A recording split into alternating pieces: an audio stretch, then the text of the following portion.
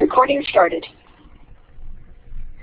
The design of effective ethics training programs, or any workplace training programs for that matter, requires one to keep in mind the ultimate goals of the sessions, to both ensure that employees understand your organization's standards and to ensure they actually follow those standards.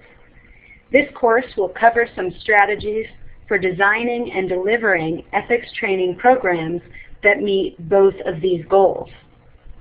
In fact, most of these strategies will also be useful as you carry out other types of training programs covering basic information employees need to know as they carry out their job duties. This course will start with a discussion of the role ethics training programs should play in your organization's larger strategies to promote ethical and law-abiding behavior among your employees. I'll then provide you with an overview of some best practices in designing and delivering ethics training programs.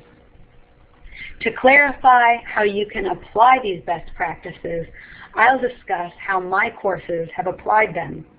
I'll also explain how your ability to design ethics training programs around the unique needs of your individual organization puts you in an even stronger position to apply these best practices.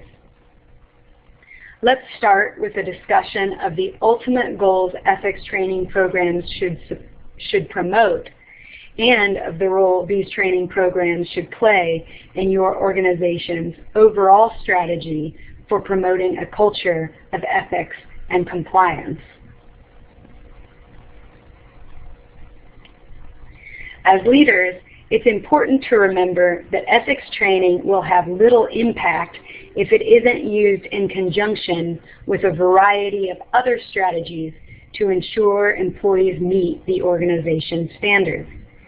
In addition to teaching employees your organization's standards, you also need to enforce those standards. Also, as discussed in the Effectively Modeling Ethical Behavior course, leaders like you need to overtly model the behavior you expect your employees to display in order to demonstrate your organization's commitment to ethical behavior. That said, ethics training sessions play a crucial role in fostering ethical organizational cultures in a number of ways. First, they ensure employees understand the organization's standards. Effective training programs accomplish this by doing more than simply providing information about the rules employees should follow as they work to promote the mission of the organization. The sessions must incorporate interactive training techniques that allow the trainers to determine whether employees actually understand those standards and provide them with the opportunity to correct any misunderstandings that do arise. Second, the best ethics training programs clarify what employees should do when they're unsure about how to apply the organization's standards. This is important because employees won't remember all of the information covered in your ethics training sessions, and because the information covered in your sessions won't cover every possible ethical challenge employees will confront. For this reason, including a decision procedure for how to confront these challenges will greatly enhance the effectiveness of your training programs. As was the case with the first goal, though, achieving this goal requires the use of interactive training techniques that allow the trainers to recognize and correct any misunderstandings about how the decision procedure should be applied. Third, effective ethics training programs should inform employees of how they can report misconduct. This step enhances the effectiveness of your overall ethics and compliance program because it helps express your organization's commitment to enforcing its standards. And it puts your employees in a better position to provide information to your organization that's required for enforcement. Fourth, ethics training programs should help motivate employees to follow the organization's standards. Remember that the ultimate goal of providing employees with information about your organization's standards is to get them to follow those standards. Therefore, you should take advantage of any opportunities you have to incorporate persuasive techniques when training your employees. To review, the primary goals of ethics and compliance training are to ensure employees understand the organization's standards, clarify what employees should do when they're unsure about how to apply the organization's standards, inform employees of how they can report misconduct,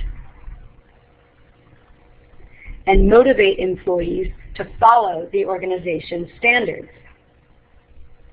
Now that we've discussed the primary goals of ethics and compliance training, let's discuss some best practices that you can use to design and deliver sessions that meet those goals. Many ethics trainers forget that it's not enough to present employees with information about the organization's standards.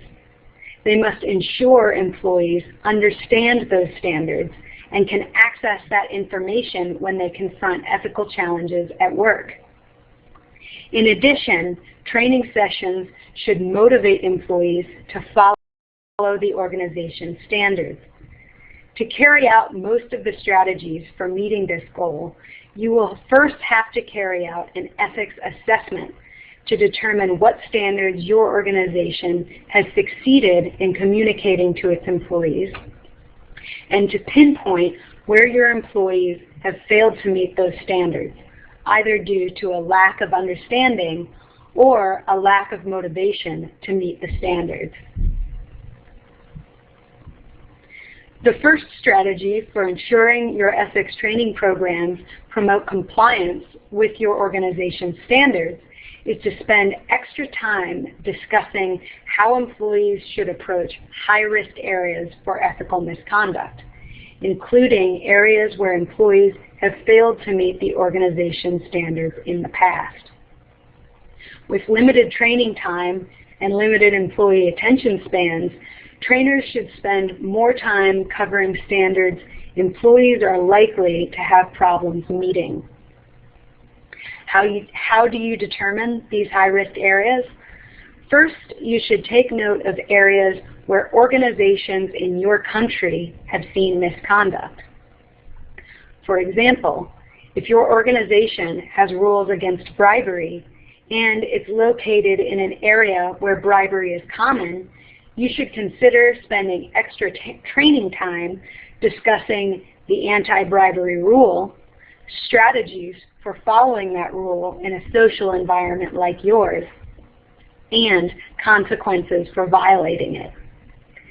You should also pay attention to where ethical misconduct tends to arise in your industry. For example, suppose it were common for nonprofits working toward policy improvements to improperly promote corporate interests in their policy recommendations in exchange for corporate donations. In such a case, nonprofits that want to discourage this behavior should focus extra energy on discussing rules prohibiting this behavior, strategies for fighting the temptation to make such exchanges, and consequences for compromising the organization's standards in cases like these. After taking stock of common industry problems, you should conduct an ethics assessment in your own organization to determine where employees have failed to meet your organization's standards in the past. You should then design your ethics training programs such that they allot plenty of time to clarifying standards employees have failed to meet in the past, providing employees with strategies they can use to meet these standards in a variety of concrete workplace scenarios, and explaining the consequences employees will fail to meet, explaining the consequences employees will face if they fail to meet those standards.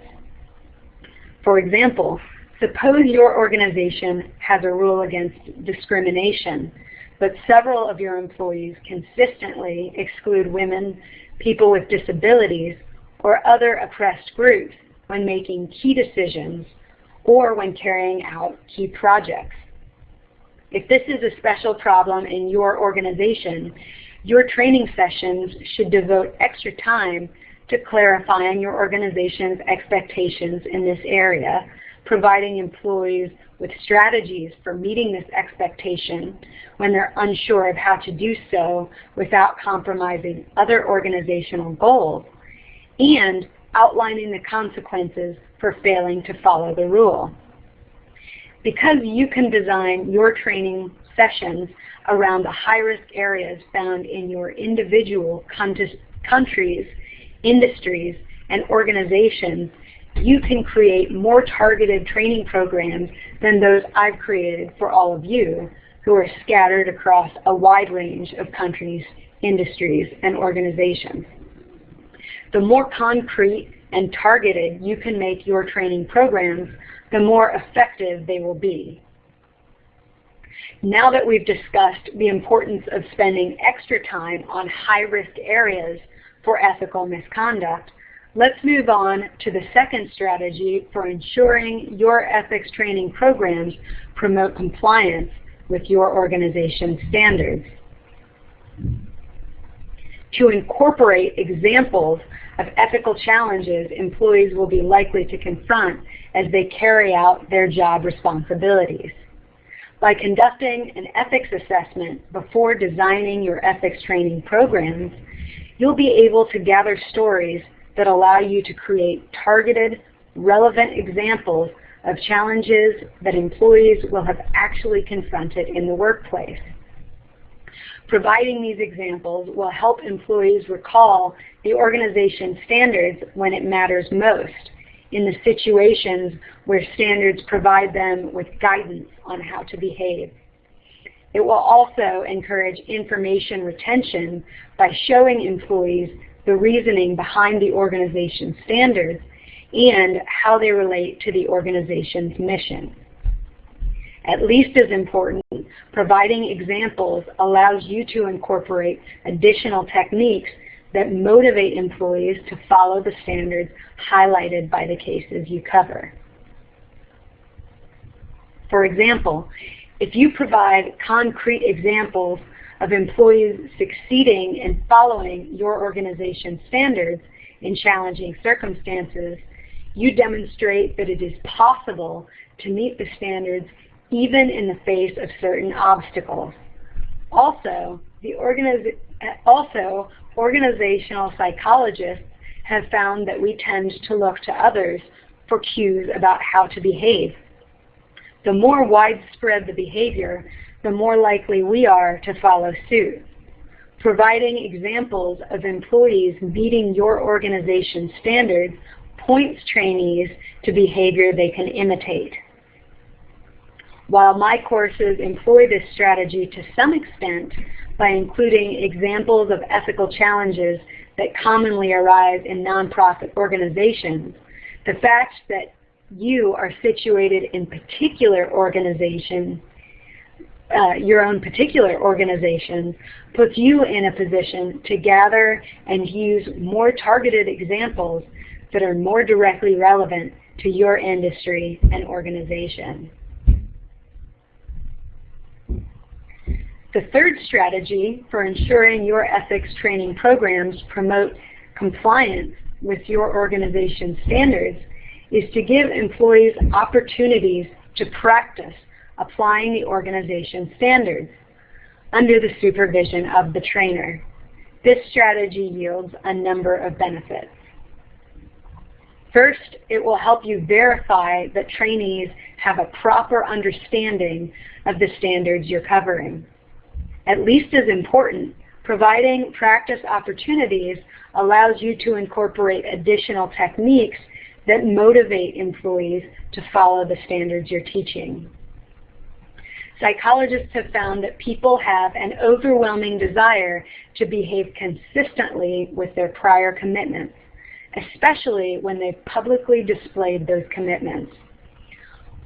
When allowing employees to practice applying the organization's standards, you can leverage this tendency by carefully directing how trainees should frame their responses. Instead of saying, the person in this case should, you should instruct trainees to begin their responses by saying, in this situation, I would, or if I confront a similar situation, I will. By prompting employees to display their commitment to following your organization's standards in front of you and other employees, you will make it more likely that they will follow through in acting on those standards. To some extent, I've employed this strategy in the ethical leadership course you took in the fall by challenging you to set a deadline for yourself to take the first steps toward filling the ethics gap you identified. Also, having you specify which sources of organizational power you can access makes it more difficult for you to rationalize inaction by telling yourselves you're not empowered to do anything about the ethics problems you see.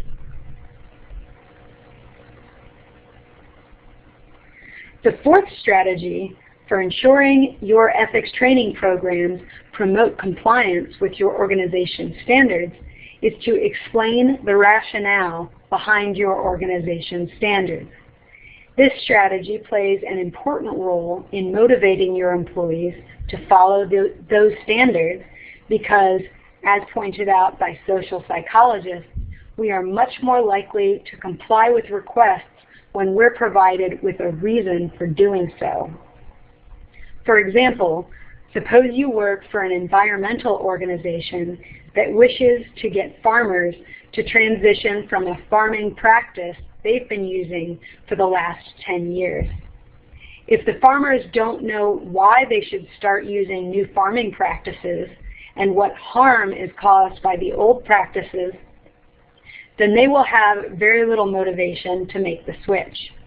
However, if the farmers are informed of how their existing farming practices harm them by depleting the land of minerals needed to support crops in future years, or if they learn that their existing practices release toxins that harm their health and the health of others in their communities, they will have a much stronger motivation to transition to the new practices. Explaining the rationale behind your organization's standards also puts trainees in a better position to behave in ways consistent with the intention behind the standards your organization imposes. Let's return to the farming example. Suppose your organization has convinced farmers to stop engaging in the harmful farming practices they've used in the past. But suppose they discover shortcomings in the new approach that also lead to health and sustainability concerns. If these farmers understand the ultimate health and sustainability goals behind your organization's farming standards, they will be more likely to report shortcomings in the process and work toward a solution that better promotes your organization's goals. To review, when designing and delivering your ethics and compliance training programs, you should spend extra time discussing how employees should approach high-risk areas for ethical misconduct, including where employees have failed to meet the organization's standards in the past. Incorporate examples of ethical challenges employees will be likely to confront as they carry out their job responsibilities. Give employees opportunities to practice applying the organization's standards under the supervision of the trainer, and explain the rationale behind your organization's standards. As you employ these best practices, my main advice is to stay focused on the ultimate goal of your training session. You want to get employees to behave legally and ethically. Doing this effectively requires more than reciting your organization's rules to employees. You must also promote understanding and information retention, suggest solutions for overcoming challenges, and inspire employees to apply what they've learned as they confront ethical challenges in their jobs. Thank you for participating in this course. I've enjoyed working with you all, and I wish you the best as you work to apply these suggestions in your own organizations. And I hope to hear some of your success stories.